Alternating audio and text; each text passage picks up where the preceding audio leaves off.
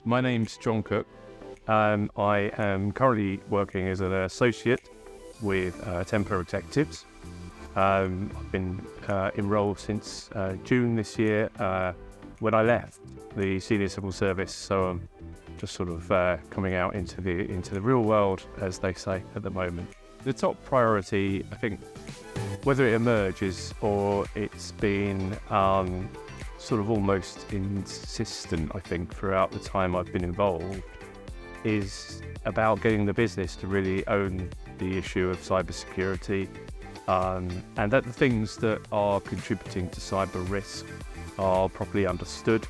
Very often we have a bottom-up system where people propose risks that maybe the senior leaders never really fully appreciate or take on board.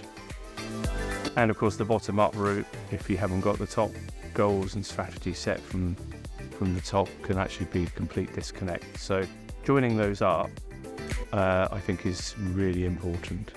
I think the key challenge, obviously, from what I've said earlier, is about communication and communication skills. In terms of a cyber leadership cadre, where people are being promoted within the grade to more senior levels, I think it can become quite hard to learn the language of business when perhaps from a technical discipline you've got a vocabulary that's designed to communicate, especially in mathematical or engineering. But it doesn't work for the senior leaders, and there needs to be some sort of translation process. And it's not even like learning a new language or something like that. It's a different approach, and I think that's quite tricky. So I think that's the big challenge. Other issues, of course, are there aren't enough cybersecurity people to do the work that's required at the moment.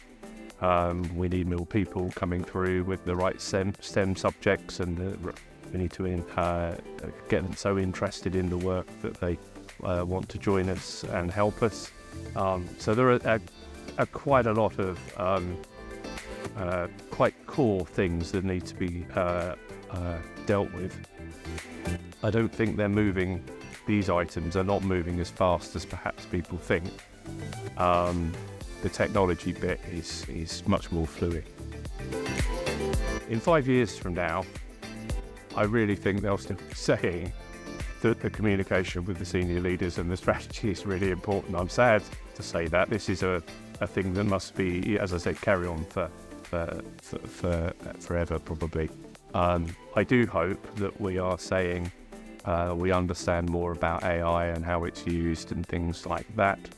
Although I suspect we'll still be worrying about it. We'll still be trying to implement zero trust, but I think we'll understand much more clearly what the degrees of trust are. Zero trust doesn't mean an absolute, that's the whole point. So I'm hoping and I expect that some of the big topics will still be there. We'll still be worrying about legacy, because legacy by its very nature, sort of entropy, things decay and need to be replaced. We'll still be concentrating on that too. But I am optimistic about the technologies that are coming on and what can be done with the systems and the data. I think that will be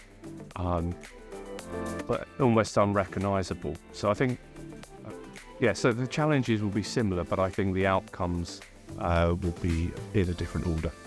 I think the symposium is really important because it's a chance to share our experience. Most of us, I'm sure, are doing a personal review of how things have gone this year compared to others, so that helps with sanity. Things are moving at a pace, and you really want to understand whether you're in this sort of median in terms of the profession, or if you're pushing the boundaries in some way, which is not necessarily bad. It's just understanding where you fit and what you're recalibrating some of your goals and aims. So I find it absolutely refreshing and enjoyable. So as a cyber leader, I think it's really important that we keep our organisation safe and grounded. In a leadership role, it is really much about making that connection between the strategy and what the organisation's trying to achieve, and ensuring that that's understood by the team that are working to deliver the outcome on our behalf. And as I said previously, there are some things around language and understanding that, so that's really important. And the leader is required to, if you like, check understanding. So it's very much curating some of the signals that are coming from the context, strategic context, translating those adequately, and just as importantly, feeding up real-world information to the board, so that everyone's fully informed on what's going on. So I think it's a vital sort of pulling together and transfer role, which I think is why it is a challenge, and as I said, why it's really important that you've got leadership as well as some technical understanding of what's going on. So my advice about managing complexities for up-and-coming leaders is not to be disappointed by the fact that things are complex. It's normally an opportunity anyway, but also to be realistic about their personal ability to affect things in a really quick and timely manner. I think so often, if you come from a technical background, you can switch that switch, refocus that, do something, and there's an immediate outcome.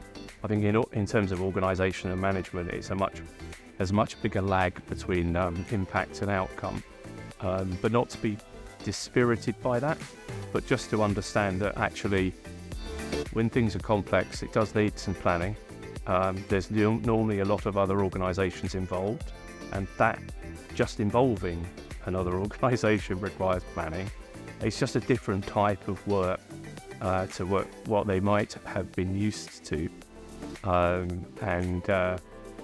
to lose heart. There is a thing there about it doesn't always happen straight away, and you sometimes have to step back, revise your approach, and then come in at a new angle once you've had a think about it.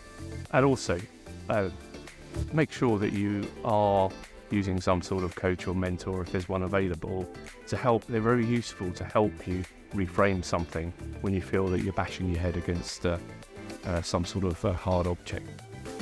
The one thing that I would want all cyber leaders to know is that it's not all about technology. And it's not about technology. That's the absolute key point. And so long as people are trying to solve everything with something technical without affecting culture and people's behaviours, they're going to be frustrated. I think everyone will be frustrated.